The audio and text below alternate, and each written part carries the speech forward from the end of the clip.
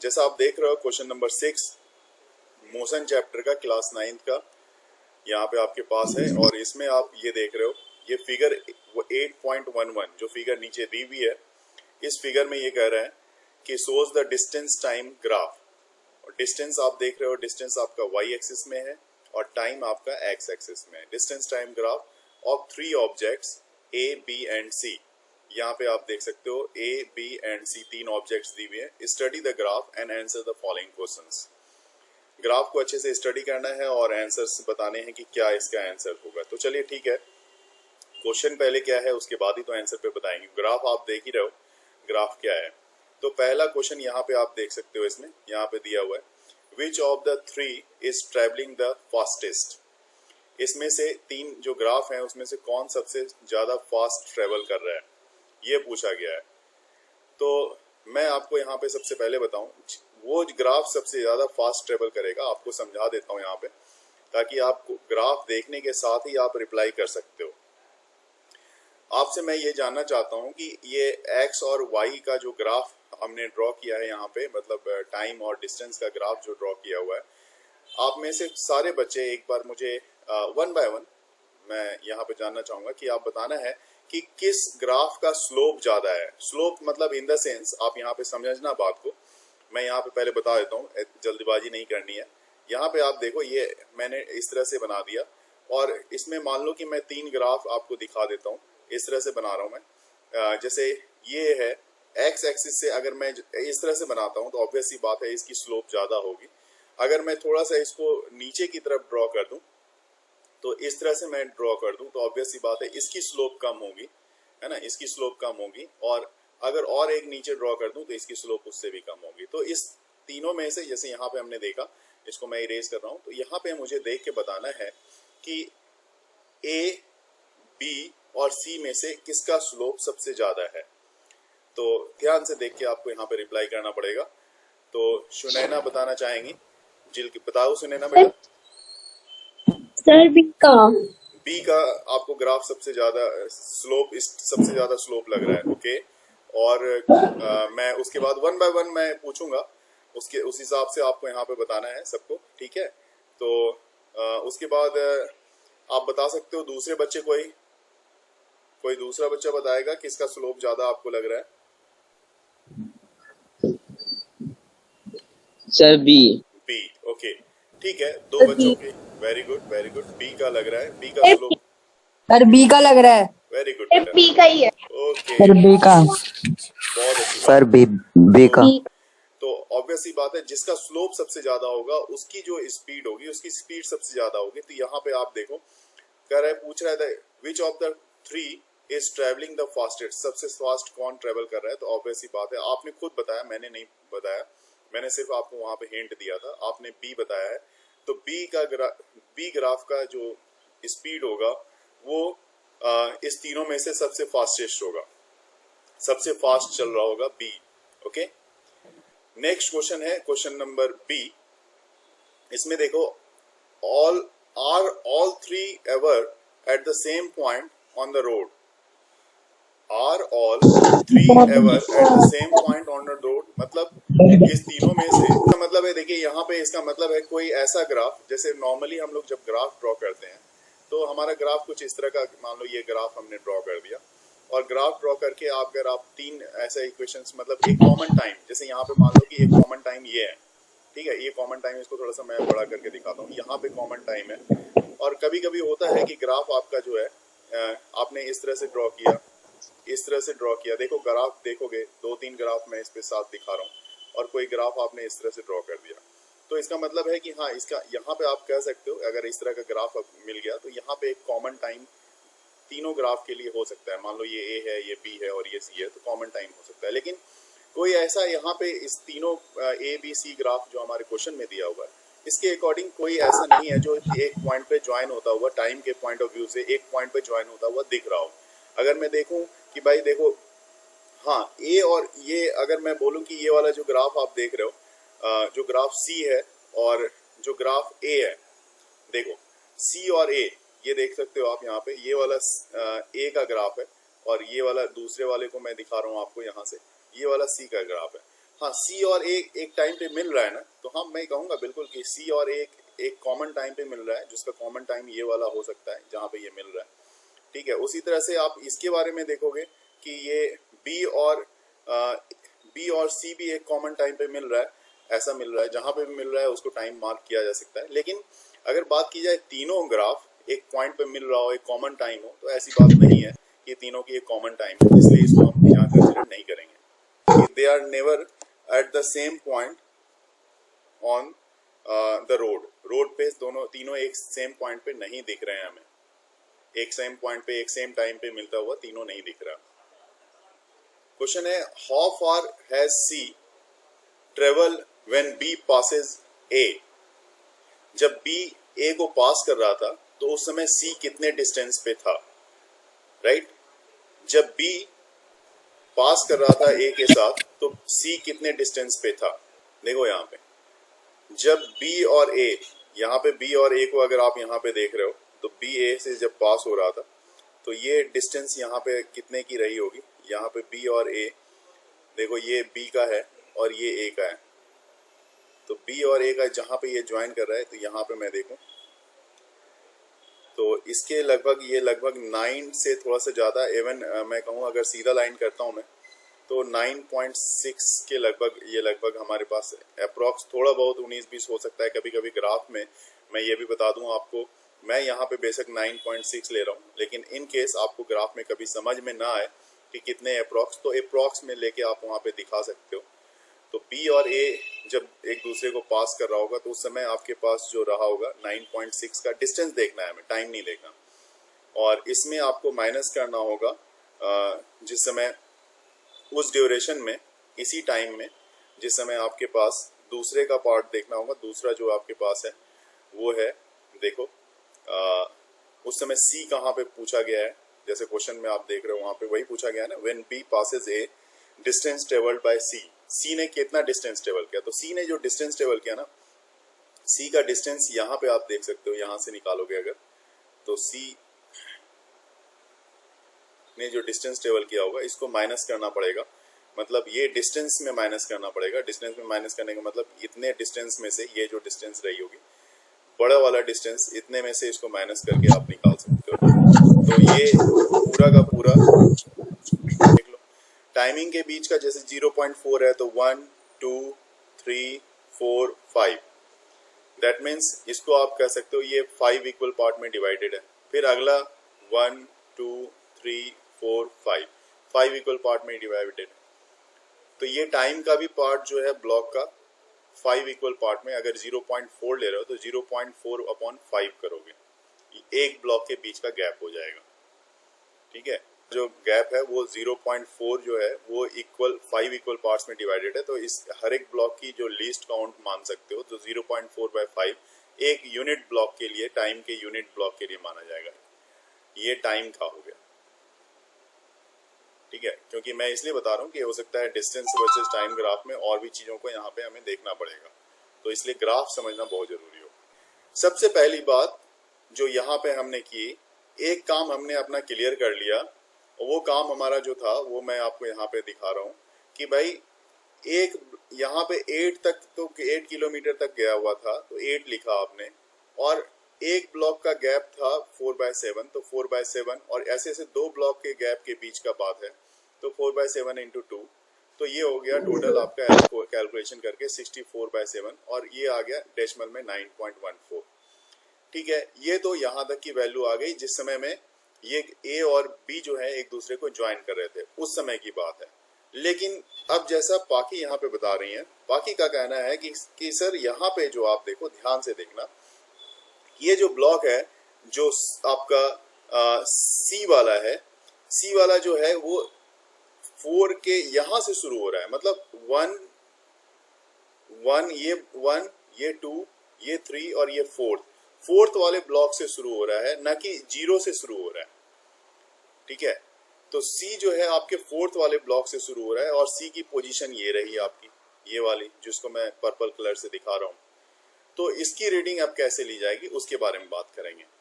यहाँ कहना है कि यहाँ से यहाँ तक का 4 ब्लॉक है, 4 ब्लॉक हैं, तो 4 और एक ब्लॉक का है आपने लिया है 4/7 का, तो इस तरह से यहाँ पे ये हो जाएगा 4 इंटू 4 16/7, मतलब स्टार्टिंग तो यहाँ से हुई है ना। ऑब्जेक्ट जो है आपका, मतलब जो भी कार है आपकी या जो भी ऑब्जेक्ट है वो पहले से इस पोजीशन पे थी, 16/7 के पोजीशन पे थी, उसके बाद से ये चलना स्टार्ट कर रहा है, क्योंकि टाइम अभी शुरू नहीं हुआ था इसका। इस जगह पे जब था तो टाइम यहाँ पे 0 था, और जब किसी ऑब्जेक्ट के लिए टाइम 0 होगा इसका मतलब उसने स्टार्ट नहीं किया, ये पहले से इस पोजीशन पे है। फॉर एग्जाम्पल कि अगर आप अपने फ्रेंड के पास जाते हो और फ्रेंड के पास जाके बैठ गए, वहां से आपने चलना शुरू नहीं किया, मार्केट नहीं जा रहे, तो इसका मतलब यहाँ से यहाँ पे आप बैठे हुए हो, तो उसी तरह से ये जो यहाँ पे ये रुका हुआ पार्ट है जहाँ पे इसकी टाइमिंग अभी शुरू नहीं हुई है, और ऑलरेडी ये 4 ब्लॉक्स है, तो इस समय में इसकी डिस्टेंस जो है वो 16/7 की कंसीडर की जाएगी, क्योंकि हम देख ही रहे हैं इस ब्लॉक को, इस समय से देख रहे हैं कि इस पोजीशन से देख रहे हैं ना, कि स्टार्टिंग पोजीशन से मुझे नहीं पता कहाँ से ये ब्लॉक आई, लेकिन हमें ये पता है कि ब्लॉक की स्टार्टिंग पोजीशन यहाँ से है, जहाँ पे ए और बी जहाँ पे ज्वाइन कर रहा था, वो डिस्टेंस क्या थी, तो वो डिस्टेंस आपकी थी यहाँ से, ओरिजिन से वो डिस्टेंस आपकी थी ये वाली डिस्टेंस जो एरो से मैं यहाँ पे दिखा रहा हूँ, और ओरिजिन से यहाँ वाली जो डिस्टेंस थी जो वो 64.7 किलोमीटर की थी। उसके बाद उस समय में वो टाइम 0 था, ध्यान रखने वाली बात है, वो टाइम 0 था, क्योंकि यहाँ पे आप यहाँ से देख रहे हो, इसमें से टाइम डिस्टेंस देख रहे हो, है ना। टाइम तो यहाँ पे आया ही है, जो भी टाइम आया उसकी अलग बात है। और यहाँ पे आप देखो दूसरा वाला जो पार्ट है जो ज्वाइन किया हुआ है यहाँ पे, ये डिस्टेंस पे है, और ये पहला वाला ये जो है ये वाला डिस्टेंस ये है जो मैंने अभी निकाला है, यहाँ पे आप देख सकते हो, ये जो निकाला है ये है। तो ऑब्वियस ही बात है, दो पार्ट्स आप देख रहे हो, एक तो आपका डिस्टेंस कवर हुआ है 64/7 का, और दूसरा डिस्टेंस है 16/7 का। इसी को माइनस करने की यहाँ पे जरूरत है, जो डिफरेंस निकलेगा 64/7, ठीक है, और दूसरा अपॉन माइनस में 16/7, ये जो डिफरेंस निकल रहा है इसका एलसीएम ऑब्वियस सी बात है 7 आएगा, तो 64 माइनस 16 ये आ जाएगा, जिसमें आप माइनस करोगे तो ये 14 हो जाएगा, 14 6 8, और देन 5 माइनस 1 6, 48 48 अपॉन 7, 7 ये डेसिमल में कितना आएगा बेटा? 6.85 6.85, 85 यही ना। इतने किलोमीटर का दोनों के बीच का गैप होगा उस समय, सी जो है दोनों के बीच, मतलब जिस समय ये ज्वाइन कर रहा होगा, बी और ए ज्वाइन कर रहा होगा, और उस समय सी जो है उसकी पोजीशन जो रही होगी वो 6.85 की रही होगी, मतलब उसकी पोजीशन जहाँ पे ये दोनों ज्वाइन कर रहे हैं उस समय की बात हो रही है। जिस तरह से हमने इसको सॉल्व किया है उसी सेम मेथड से उसको भी सॉल्व किया जाना है। तो अगर आप क्वेश्चन को देखोगे, मैं यहाँ पे दिखाना चाहूंगा स्क्रीन पे कि ये देख सकते हो आप, क्वेश्चन डी पार्ट है इसका, जैसा आप देख रहे हो, how far has B travel by the time it passes C. तो how far has B travel, B ने कितना ट्रेवल किया होगा by passes its time C, जिस समय सी उससे होके पास कर रही होगी। सिर्फ 4 के ऊपर 2 बॉक्सेस, बिल्कुल 4 के ऊपर है, और ये देखिए यहाँ पे ये पॉइंट मुझे दिख रहा है, यहाँ पे इस समय ये पास कर रहा है, जिस समय में ये पास कर रहा है ये इस समय कहाँ पे था, तो यहाँ पे था। तो क्या ये आधा आधा हाफ ऑफ पार्ट है क्या इसका? अगर मैं देखूं यहाँ पे ये 4 के ऊपर का ये पार्ट और इसके ऊपर का ये पार्ट, क्या इक्वल पार्ट में ये डिवाइड है क्या? अगर ये इक्वल पार्ट में डिवाइड है, क्योंकि देखिए 1 ब्लॉक 2 ब्लॉक 3 ब्लॉक 4 ब्लॉक 1 2 3, तो थोड़ा सा यहाँ पे देखने को मिल रहा है मुझे कि थोड़ा आसपास में है, तो आप कह सकते हो यहाँ पे 4 के बाद यहाँ पे एग्जैक्ट अगर यहाँ पे इस पॉइंट पे ये मिल रहा है, तो आप कह सकते हो लगभग 6 या 6 से थोड़ा सा नीचे का पार्ट होगा। तो मैं एक काम करता हूँ, ग्राफ जैसा मैंने बताया कि लगभग अप्रॉक्स वाली बात होगी, अगर एग्जैक्ट वैल्यू ना दी हुई जाए। तो यहाँ पे जो ब्लॉक्स के हिसाब से है, तो ब्लॉक्स के हिसाब से निकालेंगे जैसा पाखी ने यहाँ पे बताया था। तो ये 4 तो है ही, 4 तो है ही, आप 4 लिखोगे, प्लस आप जितने ब्लॉक्स को ले रहे हो 1 2 3, 3 ब्लॉक्स हैं, तो 3 इंटू 4/7, एम आई राइट? रिप्लाई भी आ रहा है लोगों का, बच्चे ये हो गया 12/7, तो 4 + 12/7 होगा, और 4 + 12/7 सर जो ये हाँ बेटा, आपके कहने का मतलब बुक में बिल्कुल बीचों बीच इंटरसेक्ट कर रहा है। अगर बीचों बीच देखो बेटा, अगर बीचों बीच इंटरसेक्ट कर रहा है Yes, sir. तब तो मैं ऐसा करता हूँ, इसको ये देखो, इसको मैं ऐसा हटा देता हूँ। अगर ये बीचों बीच इंटरसेक्ट कर रहा है तो 4 और 6 के बीच, जो 4 और 8 के बीच होगा वो 6 होगा, तो सीधा आप 6 किलोमीटर लिखोगे, काम खत्म, आंसर आपका आ गया। अगर नहीं कर रहा तो इस स्टेप से, जैसा मैंने अभी दिखाया, उस स्टेप से मूव कर सकते हो। अगर आपको Sir, क्लियर sir, नहीं है, वैसे ही मैं बता रहा हूँ, एक मिनट बेटा, एक मिनट। जैसे क्या होता है कि कभी कभी रीडिंग्स में हमारे पास ये प्रॉब्लम्स होती हैं। आप इस बात को समझना कि मुझे 3 दिख रहा है, आपको 2 दिख रहा है, तो जहां पे भी दिख रहा है आप ग्राफ को वहां पे ज्वाइन करो, और ज्वाइन करके आप वहां पे दिखा सकते हो, क्योंकि हो सकता है कि ये हमारे साइड से कुछ हमारी फॉल्ट हो, ग्राफ की क्लियरेंस ना हो, तो आप जहां पे भी ज्वाइन कर रहा है वहां पे आप दिखा के, ग्राफ में दिखा के आप वो वैल्यू वहां पे फाइंड आउट कर सकते हो, वो आपका आंसर बिल्कुल सही माना जाएगा। देखेंगे क्वेश्चन नंबर 9 में आपने क्या पूछा है यहाँ पे, state which of the following situations are possible and give an example of for each of the case. First है an object with constant acceleration but zero velocity, तो कांस्टेंट एक्सेलरेशन हो और जीरो वेलोसिटी हो। और दूसरा में पूछा है an object moving in certain direction with an acceleration in in the perpendicular direction. दो कंडीशन, दो क्वेश्चन हैं, दोनों की बात यहाँ पे करेंगे। पहले क्वेश्चन के बारे में भी मैं बता देता हूँ यहाँ पे कि जो ऑब्जेक्ट विद कांस्टेंट एक्सेलरेशन, तो कोई भी ऑब्जेक्ट जो मान लो कि कुछ वेलोसिटी से नीचे की तरफ गिर रहा हो, है ना, तो इसमें एक्सेलरेशन कांस्टेंट होगी, जो कि g इक्वल टू 9.8 मीटर पर सेकेंड स्क्वायर होता है। और दूसरा जो आप यहाँ पे बता रहे हो, आप लोगों ने बिल्कुल क्लियर बताया है कि भाई कोई भी ऑब्जेक्ट जो सर्कुलर पाथ में मूव कर रही हो, जैसे कि मैंने भी बात की थी, कल भी बताया था मैंने सर्कुलर मोशन के बारे में। सर्कुलर मोशन में ये एक सर्कुलर मोशन होगा, अगर इसमें बॉडी कोई मूव कर रही है तो मूव करने के ड्यूरेशन में ये क्या होता है कि यहाँ पे आप देखो टेंजेंशियली, जैसे बॉडी होता है कि टेंजेंशियली इधर से जहां पे भी छोड़ी जाए बॉडी उधर की तरफ मूव करती है, इसका रेडियस ये हो जाता है, आर रेडियस हो जाता है। अगर यूनिफॉर्म स्पीड हो, यूनिफॉर्म स्पीड मान लो कि जैसे आप जहां पे भी रहते हो, अपने घर में, अपनी सोसाइटी में, तो वहां पे आपने देखा होगा सोसाइटी में जो रहते हैं वहां पे स्पीड लिखी रहती है, limit speed limit 10 kilometre per hour. तो अगर मान लो आपकी सोसाइटी का राउंड चक्कर आप लगा रहे हो तो 10 किलोमीटर पर आवर से लगा रहे हो, तो स्पीड तो आपकी 10 किलोमीटर की ही है ना, लेकिन इसका एक्सेलेरेशन हो रहा है। एक्सेलेरेशन क्यों हो रहा है? क्योंकि हर पॉइंट पे इसकी वेलोसिटी जो है चेंज हो रही है, क्योंकि चेंज इन वेलोसिटी को तो या एक्सेलेरेशन बोलते हो आप। तो अगर इस पॉइंट पे देखोगे तो डायरेक्शन इधर, इस पॉइंट पे देखोगे तो डायरेक्शन इधर, इस पॉइंट पे देखोगे डायरेक्शन इधर, तो हर पॉइंट पे इसकी वेलोसिटी जो है चेंज हो रही है, और change in velocity is called acceleration. लेकिन एक चीज और है कि ये जो डायरेक्शन है ना, always perpendicular to the direction of the motion of the object. तो मोशन अगर मान लो आपका इस डायरेक्शन में हो रहा है, ऊपर की तरफ जैसे आप देख रहे हो मोशन ऐसा जा रहा है, तो ऑब्जेक्ट आपका यहाँ पे है, ऑब्जेक्ट की जो पोजीशन है उस पोजीशन से देखी जाए तो ऑब्जेक्ट के परपेंडिकुलर है, ऑब्जेक्ट इधर है, तो इसमें 90 डिग्री ये बनाएगा, ऐसा जाके ये 90 डिग्री यहाँ पे बनाएगा, इसलिए परपेंडिकुलर माना जाता है।